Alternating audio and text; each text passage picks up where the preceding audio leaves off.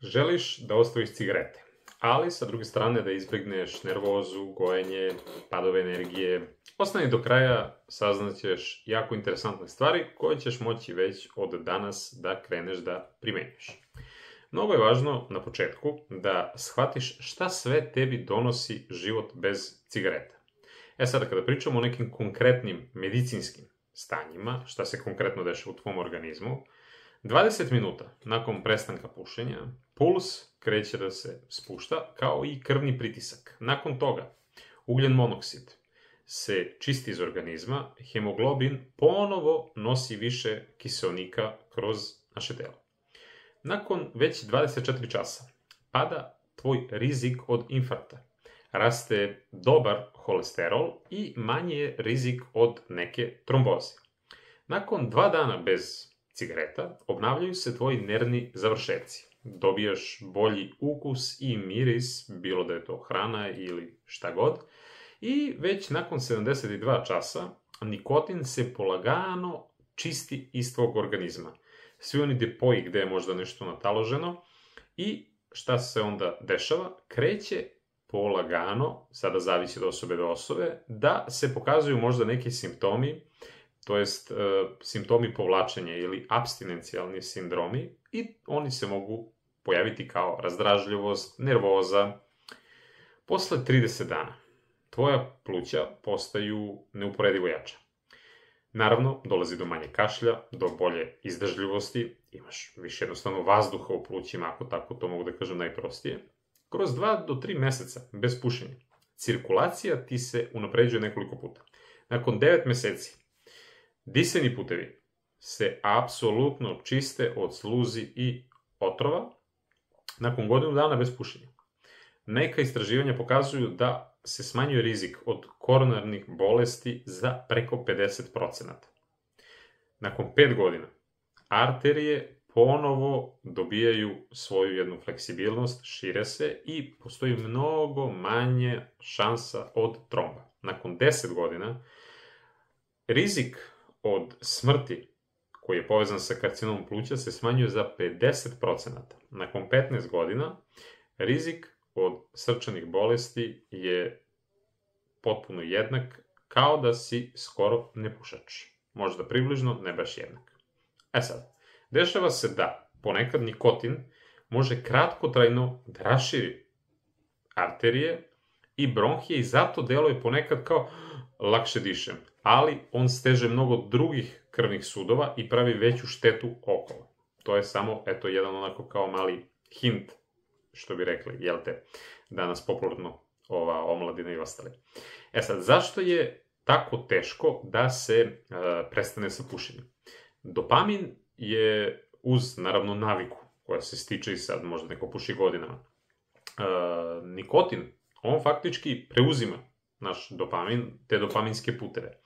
Mozak traži ponavljanje i kada opadne, tipa za pola sata, sat vremena, ko kada već dobije neku želju da ponovo zapali, javlja se onaj naš sistem koji ste već čuli, bori se ili beži, fight or flight, i onda dolazi do one žudnje kao moram da zapalim cigaretu.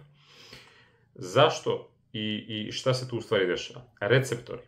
Generalno, zato što su dugotrajno izloženi nikotinu, oni počinju da ne bivaju toliko senzitivni kao kod osobe koja ne puši. I onda taj, da tako kažem, prestanak na suvo samo tek odjednom može da uzrokuje pad tih neurotransmitera i onda dođe do odjedanput ogromne količine nervoze, pritiska, sklonosti ka težini, ka naravno gojenju i tako dalje, jer se faktički prvih par dana telo buni, zato što je već naviknuto, iako je ovo nezdravo, ali jednostavno navika je navika. Znači, mnogo je važno da shvatite da cigareta, kao cigareta, puno ljudi koji dođu i kada radimo, na primjer, i terapiju, i vezano za odvikavanje i tako dalje, uvek je fokus na jedan od glavnih, nije baš uvek, ali jedan od je stres. Cigareta faktički ne uklanja stres, već mi imamo neku situaciju, znači, koja ima neki koren, odakle je sve nešto krenulo, jel te? Stres je samo jedan pokazatelj da mi sa time ne možemo da se izborimo. E sad, znači, cigareta može privremeno, kako kome, neko čak i još više uznemiri, ali ona privremeno samo sređuje već neki kao simptom ili nešto što se već desilo. Znači, ne utiče kvalitetno na uzrok. I onda šta mi radimo? Mi ponovo to, do momenta kad se već naviknemo i onda kad već uđemo u naviku, već je posle ozbiljno. Rutina je čudna stvar. Iz ugla, zato što svako mnogo lako klikne i uđe u nju. Ja, mislim, neke stvari kažem iz ličnog iskustva, iz možda apoteke, iz toga kada radim jedan na jedan sa ljudima. Šta je suština? Kafa, cigareta, naročito posle obroka, uz društvo, kad su mnogo lepi momenti ili kad su mnogo tužni momenti. To su sve okidači koji održavaju tu naviku. I onda šta se dešava? Mi toliko lako budemo sad ću ponovo, jer mi uvek imamo razloga oko nas da zapalimo. Danas je stvorena takva klima da vi imate više razloga da zapalite cigaretu nego da ne zapalite. Evo, razmislite o tome. Bilo da je to vaše društvo, okolina, tempo života, šta vam se sve dešava i tako dalje. Jednostavno, to je takva igra. E sad, vaše zašto mora da bude mnogo jače od svega ovog što sam nabrojao. Znači, šta bi bio vaš glavni razlog? Često ljudi zbog zdravlja se trgnu, ali ne uvek. Ima ljudi koji puše i sa onim zadnjim stadijumom neke terminalne bolesti ili čega god i ne odustaju od pušenja. To je toliko jako. Nekad, zbog zdravlja nekog, na primjer deteta ili novca, možda zbog trudnoće, možda zbog libida, ima puno razloga, možda kao, možda hoću da prekinem. Ali nađite svoje zašto i ja uvijek volim da kažem, ako zaboravimo, a često zaboravimo, pogotovo kad su stvari od kojih treba da se odviknemo, uzmite i zalepite to negdje. Naprimjer, razlog. Neko možda štedi sad, da je primjer za stan. Znate da jedna paklica je, ne znam, 300-400 dinara, sigurno i više. A sa druge strane možda pušite 2 paklice dnevno. Na period od godinu dana to poprilično ispadne neka suma. Zalepite svuda po stanu vaš cilj, razlog. I onda to su neke mikrositne pobedice. Mnogo je bitno da se okružite ljudima koji će vas podržavati.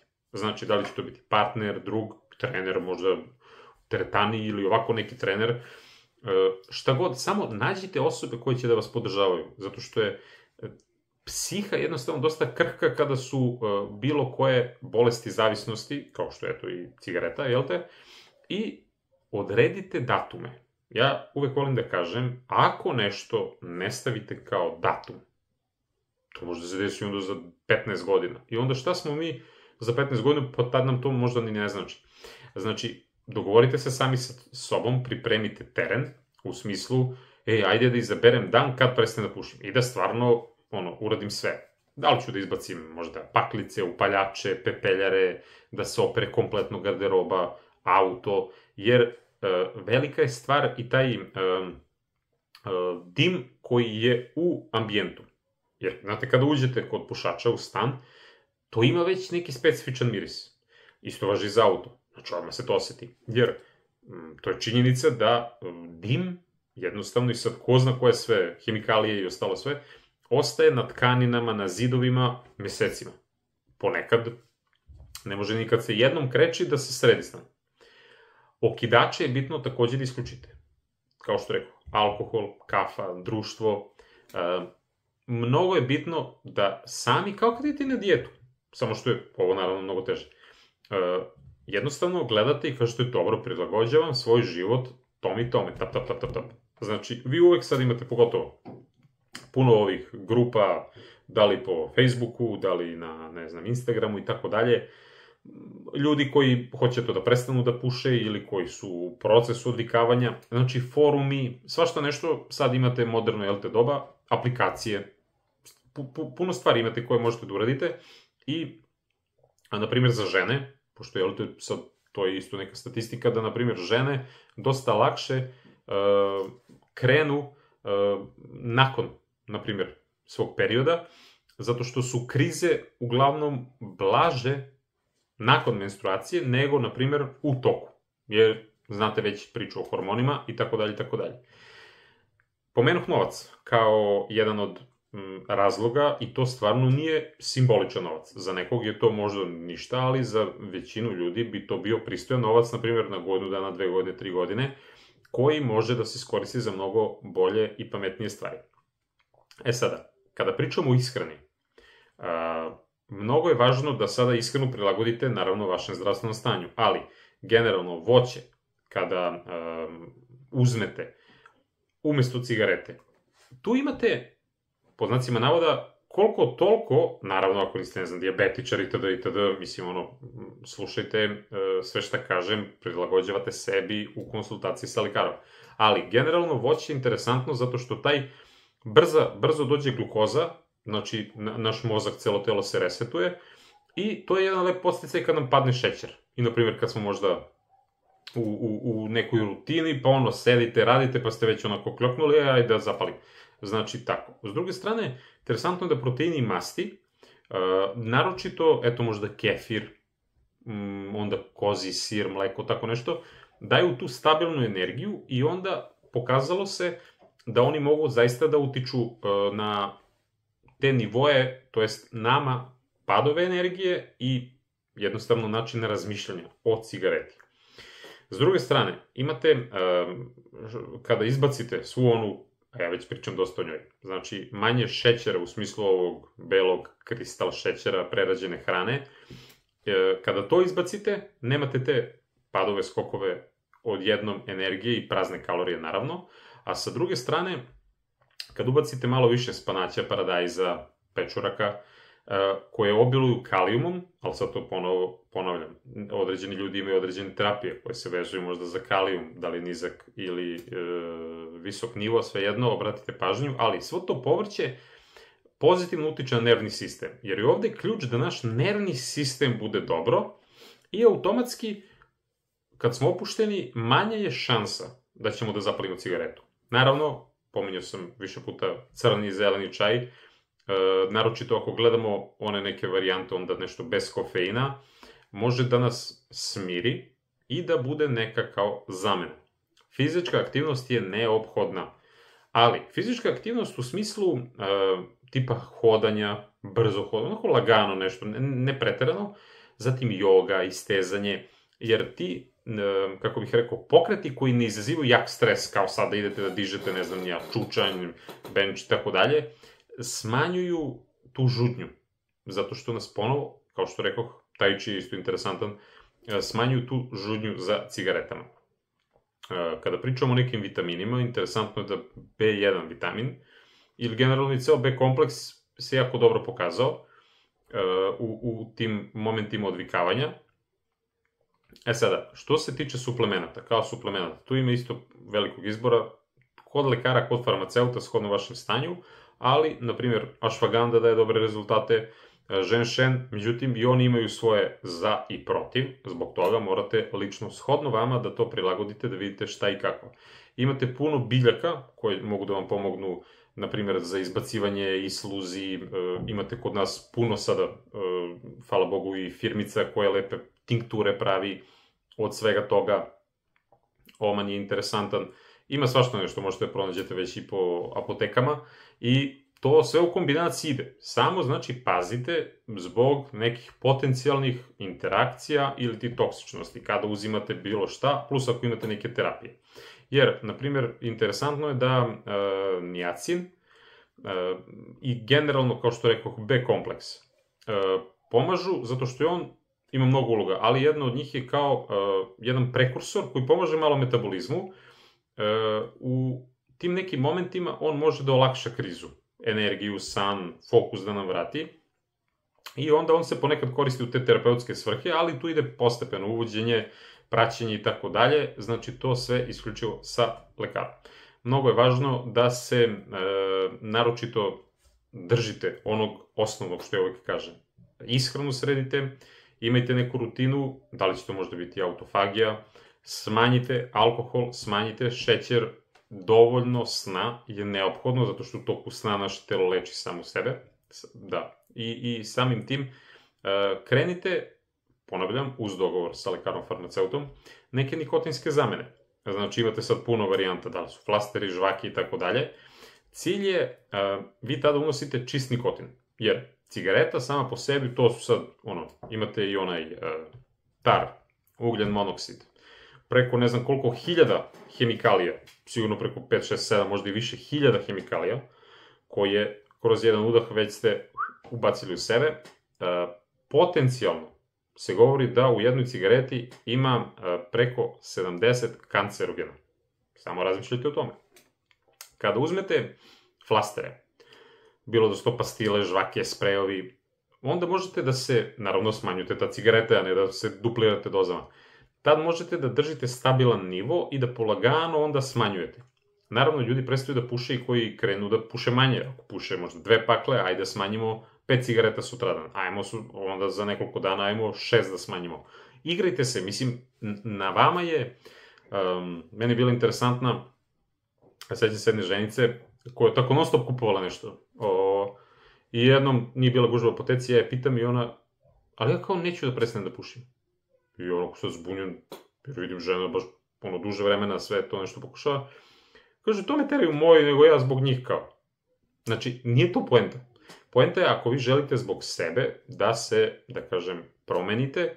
Ako ne želite, džabe onda ljudi da se skupimo nas 500 oko vas i da sad, ajde, možeš ti to i da, ne znam, damo sve najbolje savete i terapiju i svašta nešto, nema poente. Znači, mnogo je bitno da se shvati da vi vašom dnevnom rutinom utičete na to, treba mi još jedna cigara ili mi ne treba. Disanje je mnogo važno. Uglavnom ljudi koji puše, dišu, pod znacima navoda, nepravilno. Iz kog razloga? Zato što plitko dišu. Znači, potrebno je da se malo posvetite disanju. U smislu, ima ona vežbica, onaj box breathing, znači kao 4-4-4-4. Znači, udah 4 sekunde. Zadržite dah 4 sekunde. Izdah 4 sekunde. Zadržite dah 4 sekunde. I tako nekoliko puta. Znači, samo kao ono što bi vam dali možda u avionu ako se dešava nešto, pa vam kažu, ajde sad malo da se smirimo. Takođe, jedna od velikih komponenti, kada pričamo o pušenju, jeste da pogledate svoj život kompletno. Često se dešava da ljudi zapale cigaretu, možda kad su gladni, kad su ljuti, kad su tužni, kad su umorni. Toliko opcija možete da uradite kad vam padne cigareta na pamet. Pojedite nešto, udahnite, izađite u prirodu, pozovite nekog, vidite se s nekim, odspavajte. Takođe, voda. Voda je interesantna, jer, da kažem, rađena su raznorazne istraživanja, gde, na primjer, osobe kojima je, sad nije poenta ni da se nalivate vodom, ali koje kada su god osetile potrebu da zapale cigaretu, manje čaše vode su bile tu i ljudi su popili. Onda su shvatili da često i kada ljudi su dehidrirani, češće posežu za cigaretama. Jednostavno to je tako. Nađite neke rutine, naročito uveče, jer često uveče, pogotovo ljudi možda koji žive sami, koji su možda u nekim teškim momentima, vidite nešto šta možete da ubacite. Naprimjer, da li će to da bude neka mlaka, limun voda, tako nešto, da vas onako opusti, a sa druge strane limun toliko toga kao antioksidant radi i voda, to je super. Ljudi rade svašta, ima interesantnih stvari, lepe i one trake preko ustiju i onda, na primjer, nema kao paljenja cigareta.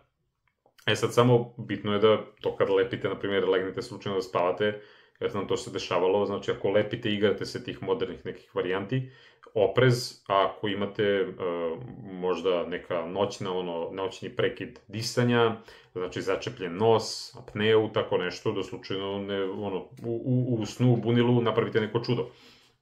Mnogo je važno oralna higijena, jer kada, kako bih rekao, kada osvestite, jer vi ne možete da skontate koliko se vi, da tako kažem, osjećate, jer ste se navikli.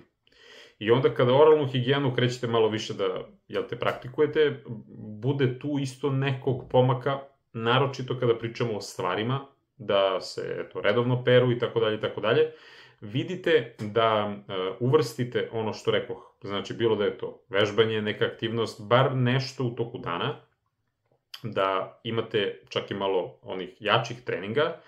Sa druge strane, bitno je da napravite jednu liniju ili ti timeline, da tako kažem, od do. Znači, tipa jedan dan bez cigareta ili prvi dan sa mnogo manjim brojem cigareta i tako dalje. Jer često pušači budu dosta onako precizni, u smislu znaju podsvesno koliko su šta su. I dajte sebi neke nagrade. Znači, uspio sam danas da umesto 45 cigareta popušim 43. Dobro, kroz 5-6 dana uspio sam da popušim 34. Ljudi često kao, ako ne mogu da prekinem, neću da prekinem. Znači, nije isto da popušite 45, ko što rekao, cigareta, i da popušite 15. Mnogo je velika razlika.